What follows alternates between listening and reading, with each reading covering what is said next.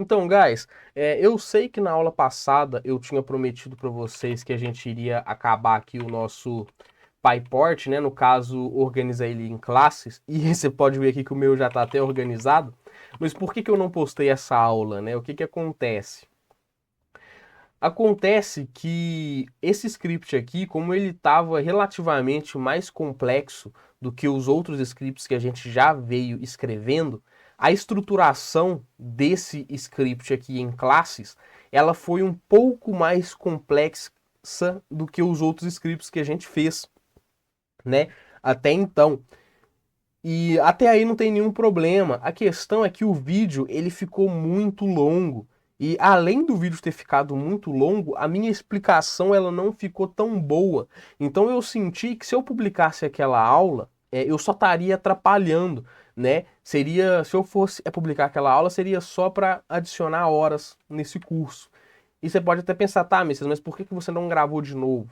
Acontece que eu não gravo e edito no mesmo tempo, né? Eu só percebi que a aula tinha ficado muito grande depois que eu gravei todo o curso, né? Isso foi depois de alguns dias.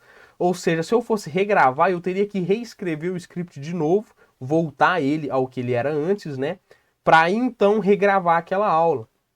O que não seria tão interessante, mas de qualquer forma, esse script, igual a todos os scripts que a gente já fez, eu vou estar deixando lá no meu GitHub. Então, se você tem interesse em saber como que eu fiz a estruturação dele aqui, ele vai estar lá, no meu GitHub. Tem uma pasta especial chamada, não sei como que eu vou chamar ela ainda, mas vai ser alguma coisa relacionada a arquivos do curso Python para Pentester. Vai ser alguma coisa assim do tipo, que eu ainda não criei, mas vai ser algo desse tipo assim, que vai estar todos os scripts que a gente já desenvolveu aqui. Você pode dar uma olhada lá para você ver como que eu fiz essa estruturação. De qualquer forma, eu não vou postar essa aula, não vou refazer, até porque o nosso script que a gente fez, ele já estava funcionando bacana, né? Então, enfim, é isso. Eu não vou ficar explicando mais, a questão é essa, por isso que eu não postei aquela aula que eu prometi que eu ia postar, porque o script, que a aula ela ficou muito grande, a minha explicação não ficou tão boa, e se eu postasse aquele vídeo da forma como ele ficou, ia ficar muito confuso, provavelmente muita gente não ia entender coisas que eu estava explicando ali, ia ficar só complexo, né? Enfim, e eu não refiz porque eu teria que reescrever o script do zero para refazer aquilo. Mas é isso. Vamos para essa aula, né? A gente vai dar início, finalmente, ao outro módulo, ao módulo de web. A gente ainda está na parte de coleta de informações, certo? Só que agora vai ser uma coleta de informações mais voltada para o ambiente web. Bom, nessa aula aqui então a gente vai aprender a escrever um script para fazer brute force de arquivos, né? Como base, como exemplo, a gente vai estar utilizando o meu site, o 4D3358.com. Lá dentro eu coloquei algumas pastas, né, alguns arquivos que a gente vai conseguir utilizar, diferente dos outros scripts, né, onde a gente estava fazendo, vamos dizer assim, análises DNS, né, para fazer brute force de subdomínios, identificar portas, e eu estava utilizando sites aí reais como exemplo. Para fazer esse teste de brute force de diretórios e arquivos, eu vou estar utilizando o meu site, né? E vou estar recomendando que vocês façam isso no meu site. Por quê? Porque esse teste ele é um pouco mais evasivo, apesar de não ser, vamos dizer assim, nada demais, né? No lado do servidor, esses testes podem sim ser considerados um pouco mais intrusivos ali do que os outros testes que a gente estava fazendo. Então, para evitar qualquer tipo de problema, vamos utilizar aqui o meu site como base, né? Até para a gente estar aí desenvolvendo a nossa ferramenta primeiro e depois, quando a gente for usar em ambiente real, a gente usa no site que a gente for fazer o teste. Então, eu já vou entrar aqui no meu ambiente, né? Curso, o ambiente virtual, porque aqui a gente vai ter que utilizar algumas bibliotecas. No caso, a biblioteca eu me refiro a requests, né? Eu já estou com ela aqui instalada, a gente pode instalar ela desse jeito. Uma outra coisa também vai ser escrever uma word list. Como a gente vai utilizar o meu site como base, né, para estar escrevendo aí o nosso script, eu recomendo que a word list vocês copiem aqui a mesma word list minha. Claro, depois, quando a nossa ferramenta ela estiver pronta, né, a gente vai utilizar uma word list maior, a gente pode baixar novas word lists, mas como a gente vai estar desenvolvendo a ferramenta ainda, é interessante a gente já usar uma word list pequena, né? Tudo isso daqui são pastas e arquivos que eu sei que já tem lá no meu servidor. E utilizar isso daqui de uma forma mais pequena vai ser até melhor para a gente estar escrevendo a nossa ferramenta do que utilizar uma word list aí gigante, simplesmente para começar a escrever a ferramenta, né? Então você pode copiar essa word list. E aqui eu vou começar escrevendo um arquivo, vamos dizer assim, um rascunho, né? Igual a gente já está acostumado. Então eu já vou importar aqui a librequests, né? Para a gente conseguir trabalhar com o web. E vou importar também a libsys, né? E logo aqui de cara eu já vou colocar aqui o meu domínio, vai ser igual a sys.argv igual a 1. E a wlist, a minha word list, vai ser igual a sys.argv igual a 2. E aqui, né, eu já vou abrir a word list que eu digito. Então, with open wlist, wlist, as f. E, bom, a forma mais simples da gente fazer o nosso arquivo, né, eu já vou dar aqui um for i in f.readlines, né, que é para a gente pegar cada linha ali da nossa word list. E já vou remover também a quebra de linha, que a gente já está ligado que por padrão, né, vai ter ali um /n que pode atrapalhar a gente. Então, por exemplo, Python 3, test.py, http, O meu site ele tem https também, tá? 4d3358.com, wordlist.txt. Opa, eu digitei R, né? Não é R, é F. Ah lá, ele tem uma quebra de linha aqui que a gente pode estar removendo. Então, eu vou fazer aqui, ó, i igual a i.replace, já para remover aquela quebra de linha, para a gente conseguir trabalhar. Eu não dei o print. Mas então, o que eu vou fazer primeiro, né? Eu vou montar aqui a minha URL para a gente fazer ali as chamadas gets para o site, né? Então, a URL vai ser o quê? Vai ser o domínio que eu digitar, mais essas pastas e arquivos aqui, né? Então, para montar, a gente sabe que, bom, o formato, né, ele vai ser HTTP ou HTTPS, o nosso site, nesse barra vai ficar admin, cgbin, files, img, src. Então, a primeira coisa que a gente tem que fazer é garantir que o site que a gente está digitando aqui, ó, ele ou tem o barra ou não, né? Porque a gente pode passar o site dessa forma e pode passar o site dessa outra forma aqui. Então a primeira coisa que eu vou fazer é garantir que o que eu estou digitando tem o barra no final ou não. E como que eu posso fazer isso? Se eu abrir aqui um ambiente virtual, né, eu posso fazer assim, ó, por exemplo, eu vou pegar aqui o T vai ser igual a http://test.com/. É um link, né? Eu posso dar um print aqui no T. Tá aqui. Eu posso verificar o último caractere, né? Como que eu faço isso aqui com o conchetes? Eu posso pegar os índices, né? Daquela string. E eu posso pegar o último caractere que tá ali naquela string, né? Como que eu faço isso? Aqui com o índice eu posso colocar o -1.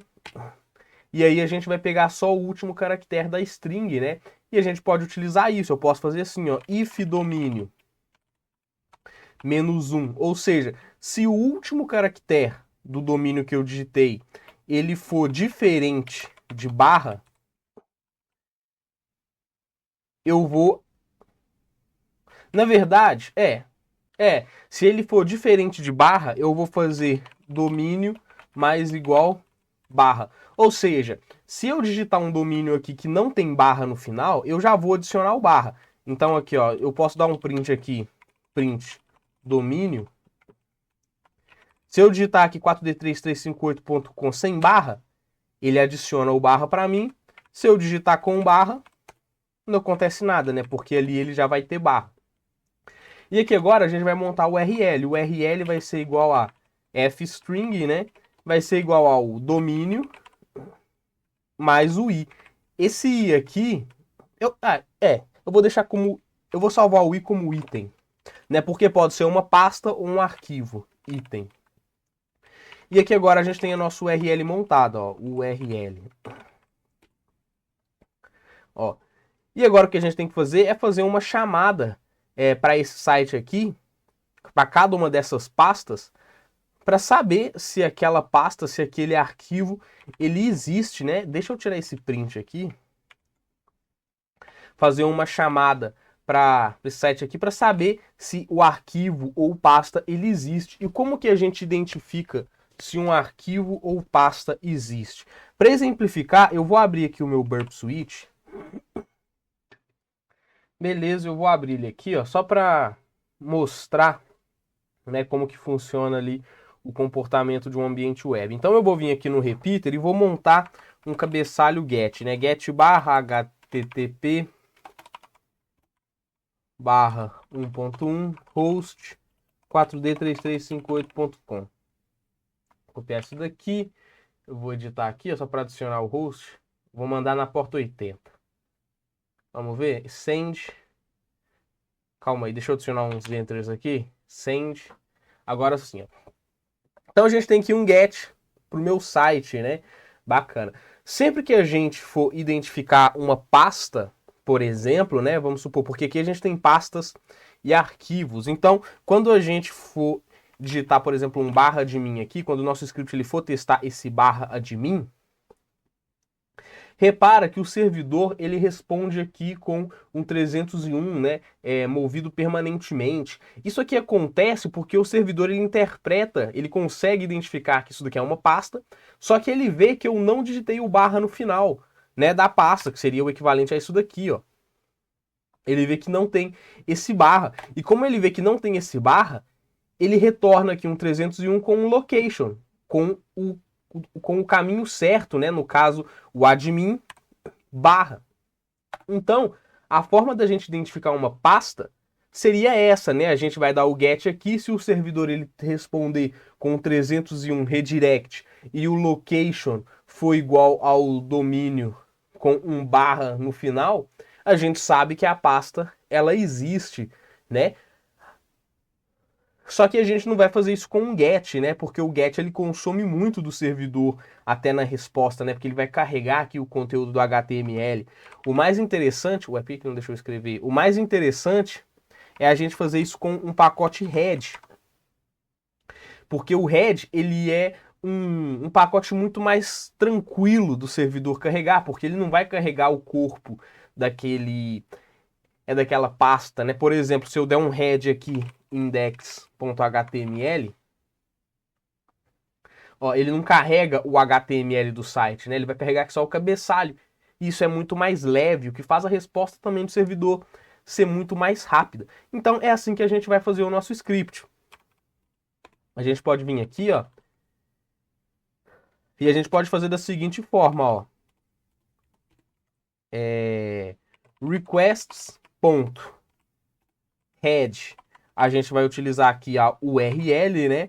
E eu vou passar um outro parâmetro aqui, que é o allow redirect, que é o que? Como false. Porque por padrão, quando uma página ela responde aqui com um 301, né, ou um 302, algum redirect, quando ele responde aqui com algum redirect, automaticamente o request ele já segue aquele redirect. E a gente não quer é que ele segue o redirect, né? Porque senão a gente não vai conseguir saber a gente não vai conseguir saber se foi um redirect ou não. Então a gente coloca esse allow redirects false para ele não fazer o redirect automaticamente. Eu vou salvar isso como ré. E a gente pode printar, ó, por exemplo, print. Aqui a gente pode printar o ré.statuscode e eu vou printar junto com isso a URL. Aqui a gente vai ter o código, né? É que a página ela respondeu. Então vamos ver. Eu fiz alguma coisa. Acho que eu escrevi allow redirect errado. É allow redirects com S no final. Olha lá. 301, 301, 301. Alguns ele retornou 200 e outro ele retornou aqui 404. Né, que não foi encontrado. Então a primeira coisa que a gente vai fazer é identificar as pastas, né? Ou seja, quando é pasta e quando não é pasta. Aqui pode ser um 301 ou um 302. Então é interessante a gente fazer essas duas verificações. E como que a gente faz isso? A gente pode fazer assim, ó. Eu vou salvar aqui o code como re.statuscode, né? E vou salvar. E a gente pode fazer o seguinte, ó, if code, ou seja, se o código, como eu não vou fazer só uma verificação, se eu fosse fazer só uma verificação, eu poderia fazer 301, né? Só que eu também vou verificar o 302. Então eu vou adicionar isso daqui em uma lista. Então eu posso fazer, ó, se o código in, ou seja, se o código ele tiver dentro dessa lista aqui, né? Ou seja, se o código ele for 301 ou 302, se ele tiver dentro dessa lista, é porque a gente achou uma pasta. Print. Eu poderia printar aqui, ó, pasta, vírgula, URL. Ah lá.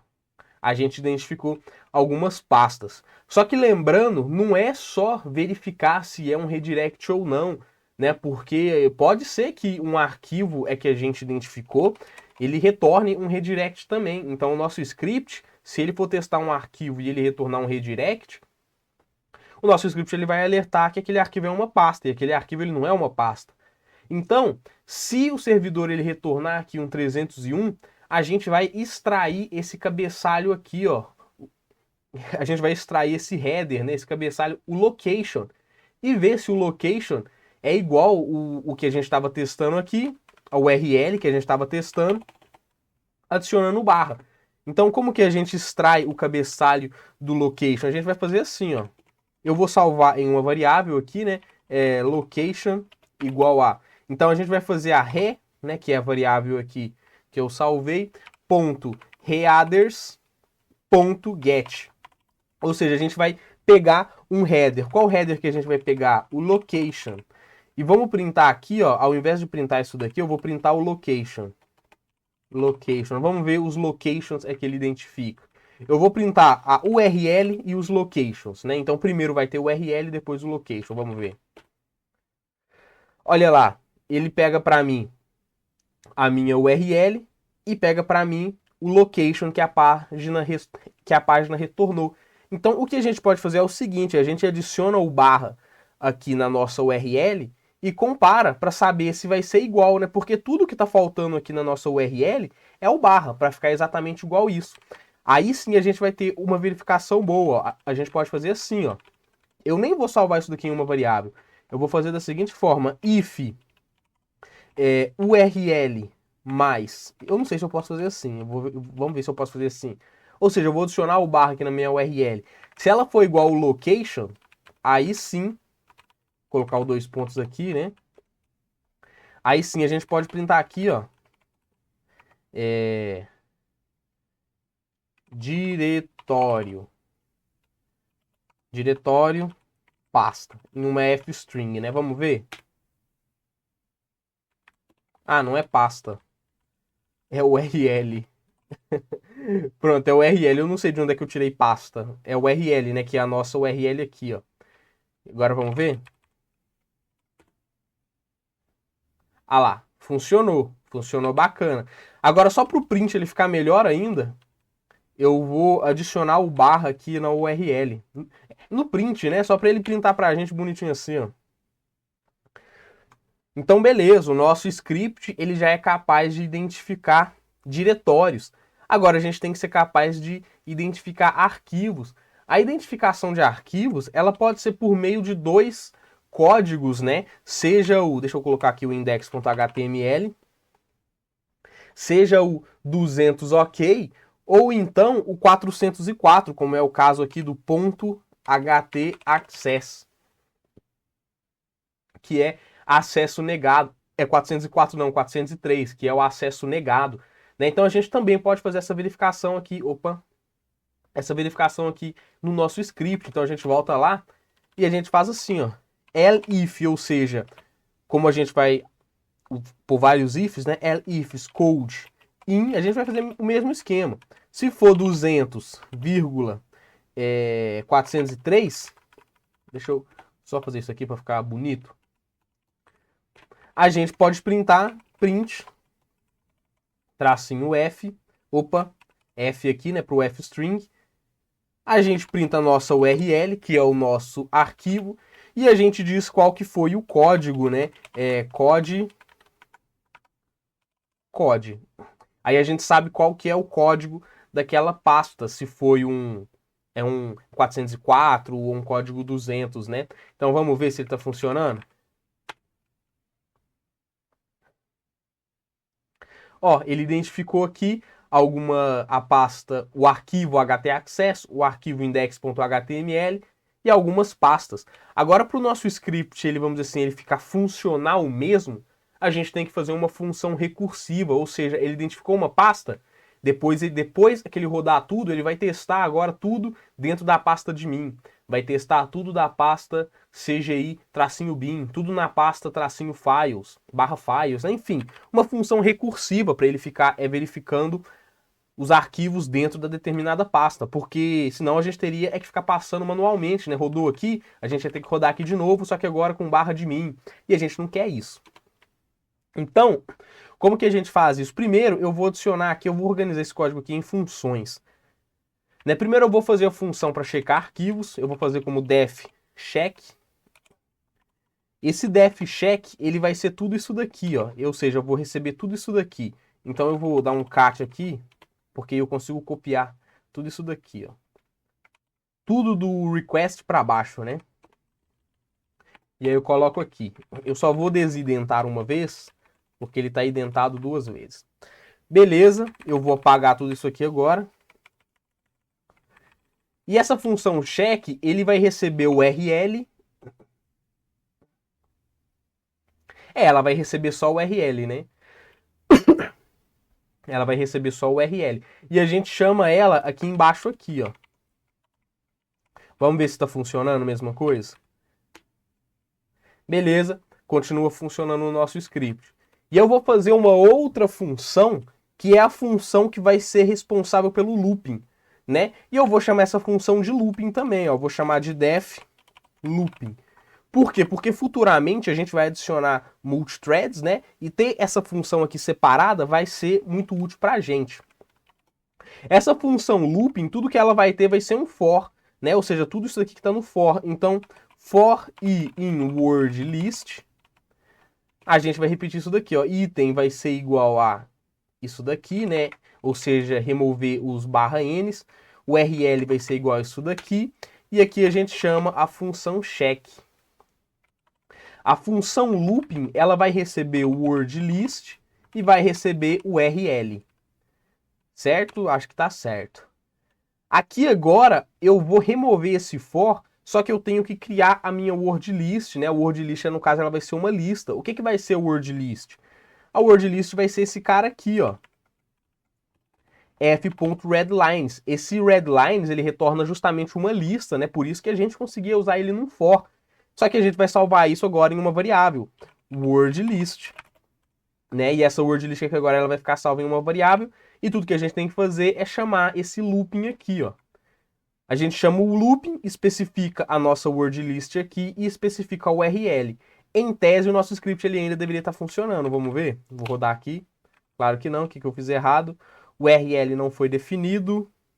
Ah, é porque aqui ele não recebe o URL, né? Aqui ele recebe domínio. A URL ele cria aqui, ó. Ele não recebe o URL, ele recebe domínio. Domínio.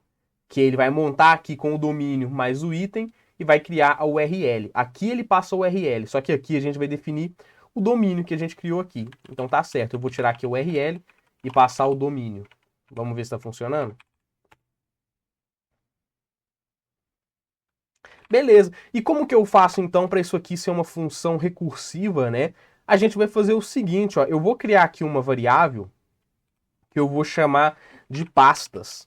Pastas vai ser igual a uma lista, né? E o que que eu vou fazer? Sempre que ele identificar uma pasta, eu vou adicionar aquela pasta na minha lista, né? Então eu vou fazer o seguinte, ó, pastas.append e eu vou passar aqui, ó, a URL, né? Ou seja, sempre que eu identificar uma pasta, eu vou salvar ela dentro da nossa pastas. E no final de tudo, eu vou printar pastas. Vamos ver? Print pastas. Vamos ver se está funcionando?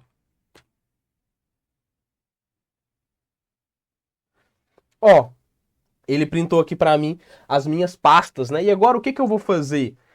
Agora, depois que ele fizer a primeira checagem, eu vou verificar se a pasta tem arquivo dentro dela, né? Ou seja, se na minha lista tem pastas dentro. E a gente pode fazer isso assim, ó. If len pastas, ou seja, eu vou contar quantos itens tem dentro de pasta. Se for maior ou igual a 1, ou seja, se tiver pelo menos um item lá dentro, né? O que eu vou fazer? For i em pastas, na verdade, for pasta em pastas, eu vou chamar o meu looping. Só que ao invés de passar aqui domínio, eu vou passar pasta. Né? Eu vou passar pasta. Na verdade, antes de passar isso aqui, deixa eu printar como é que tá as minhas pastas. Print pasta. Vamos ver só, porque antes de passar. Porque, lembra, o nosso domínio aqui, ó, ele tem um barra no final, né? Ah lá, ele vai printar bonitinho. Aí, ó, e aqui ele vai printar as nossas pastas. Aí ele vai rodar de novo. Só que aí ele vai, ao invés de rodar passando só o nosso domínio aqui, ele vai rodar passando admin barra, depois CGI bin barra. Então a gente tem que adicionar o barra aqui nas nossas pastas. Então vai ser aqui, ó, eu vou passar aqui domínio vai ser igual a pasta mais barra. Né? Aí, ou seja, agora sim o nosso pasta ele tá com o barra certinho. E aqui, ó, eu vou passar domínio. Vamos ver se a nossa função recursiva agora está funcionando, porque em tese, quando ele fosse rodar aqui, ele ia identificar mais pastas. Se ele identificar mais pastas, ele já vai adicionar aqui em pastas por padrão, o que vai adicionar a nossa lista e vai fazer a nossa função ser recursiva. Então ele deveria verificar todas as pastas e subpastas recursivamente até acabar as checagens. Vamos ver se funcionou? Ó, ele checou admin, acabou aqui, vamos ver se ele vai... Ó, dentro de admin ele identificou um arquivo index, dentro de CGI bin ele identificou algumas pastas, ele identificou aqui alguns arquivos, dentro de files ele identificou uma pasta chamada vídeos, vamos ver se ele vai fazer o teste dentro aqui da pasta chamada vídeos, dentro de files, né? E também dentro aqui de zip. Ó, ele fez o teste dentro de vídeos e dentro dos zips, ou seja, o nosso script ele já está funcionando recursivamente, né? A gente já tem um script aqui capaz de identificar pastas e arquivos e subpastas, né, de forma recursiva em um ambiente web, né? O nosso próprio script. A gente ainda pode melhorar ele, sem dúvida alguma, mas isso aí eu vou deixar para as próximas aulas, porque essa aula aqui ela já está ficando até um pouquinho grande.